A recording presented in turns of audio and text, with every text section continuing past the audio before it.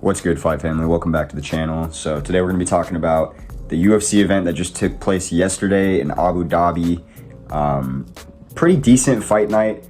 It went semi as expected. Obviously the main event I got wrong. Co-main event I got wrong because I switched my pick in the last couple of days because I believed what Volkov told me about his sparring. But you know what? Overall, decent card, like I said. Let's just focus on Robert Whittaker because I was wrong. I predicted that Ikram Aliskerov was going to get the finish on Robert at some point. I just figured he would get a finish. It would probably be by TKO. And I thought he was just going to swarm Rob. I had no real solid reason to believe this, to be honest with you, other than the fact that he's a Dagestani and he had some hype and his only loss was to Khamzat. So I really did feel like he was legit. And the fact that he was anytime, any place type of guy, it really did make me feel like, okay, everything is aligning for this guy to get Robert out of there. On top of the fact that Rob lost last year in the summer to another guy that was slow and unorthodox. And I didn't think Rob was going to lose that fight, you know? I thought this would do something to Rob's mental, even though he did look good against Paulo Costa and he got that unanimous decision win. But you know what? It clearly didn't. Rob looked better than he's ever looked. He came out the same way he came out in the Israel Adesanya fight. I think the only obvious difference is that, you know, he's not Israel Adesanya, Ikram. He doesn't have that reach. So it was a lot easier for Rob to land. Like, that snap jab seemed like it really gave Ikram problems for, you know, however long that fight was. It was only like 2 minutes long because Ikram was throwing kicks. Ikram was leaving himself open and off balance regularly. And Rob just started to get the timing on that. The finishing sequence was Rob timing that with a 1-2. He rocks him with the 2, and Ikram starts doing the chicken dance moving backwards. And then he times a perfect, beautiful uppercut down the center, knocks out Ikram, drops him, and then he follows up with some brutal shots, puts him out again. Robert Whittaker looked amazing.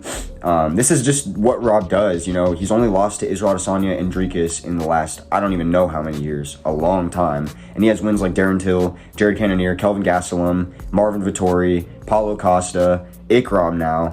Although I don't think Ikram really fits with all of these other people because he's still unproven. It's still a solid win to have, and he's the only other name on Ikram's losing streak, or his losing list, aside from Khamzat, and that's good company, in my opinion. I see people like the reporter after Rob won basically asking him a backwards question like, are you happy that the match got switched because you potentially could have lost? It was such a weird question, and Rob handled it well, but I'm seeing that sentiment shared a lot online. Like, people thinking that Khamzat would have done him much worse, and I'm just like, bro, did you see how Rob just showed up? What gives you the inclination that Khamzat would have mauled this guy? Because I really truly feel like, and I thought this beforehand, I thought Ikram was a lot worse of a matchup than Khamzat.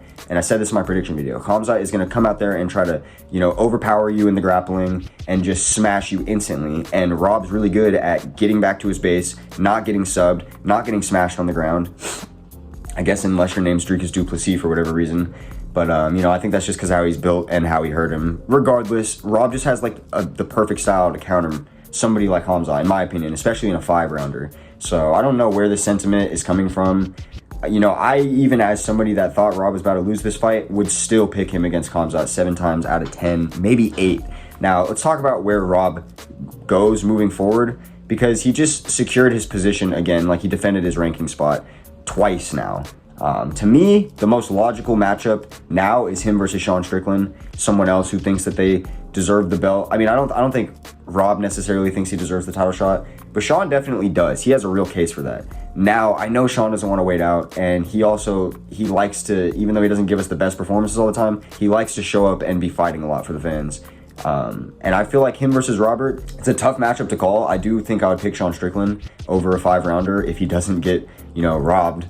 No pun intended. But Robert Whittaker, if he can get it done against Sean Strickland, he's got to get his rematch against Dricus du Plessis or Israel, whoever has the belt. It doesn't matter who it is. I would still love to see a trilogy with Israel. A lot of people that hate him, and some people that don't, believe that Robert won that second fight, which is kind of crazy to me.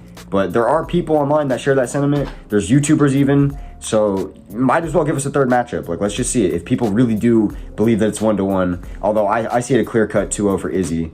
Either way, it'd be really fun seeing where he moves forward, and it's just nice to see Robert be in the win column with on a little bit of a streak against ranked contenders and people with hype, and he has a knockout in the first round. When's the last time he got a first round finish?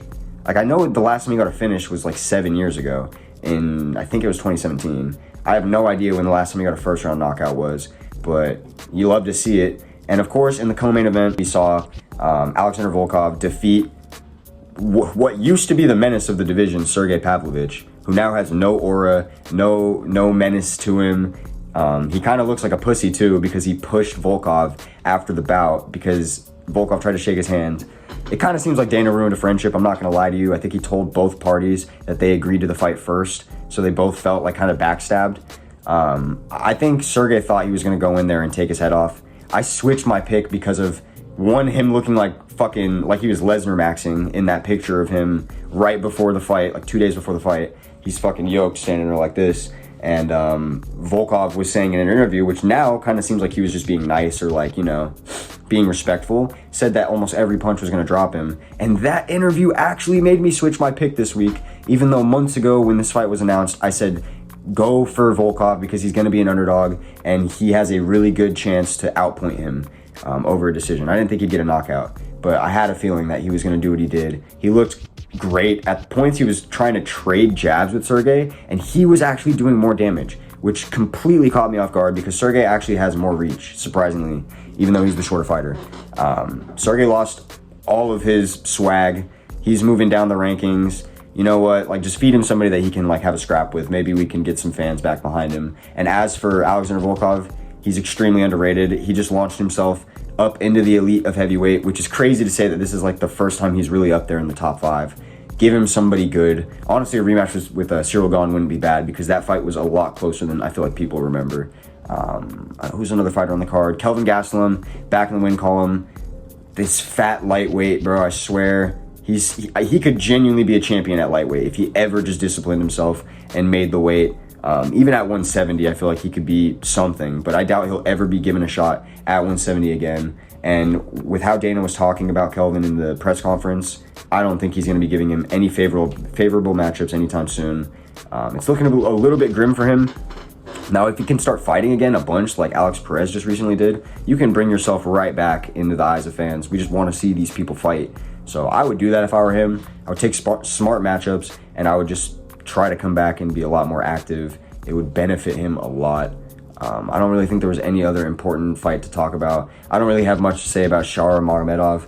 For one, he can only fight in the UAE, which is frustrating, which means we're not going to be seeing him too much. For two, it seems like they just try to give him favorable matchups because he's going to be, in front of his crowd and they want them to win. And he doesn't even perform that well against those matchups. Like yesterday, he fought Anthony Tricoli, and he ends up getting a third round finish. But it's because Tricoli was just being a punching bag. Nobody wants to see that, and honestly, it's just making it so people kind of despise the guy.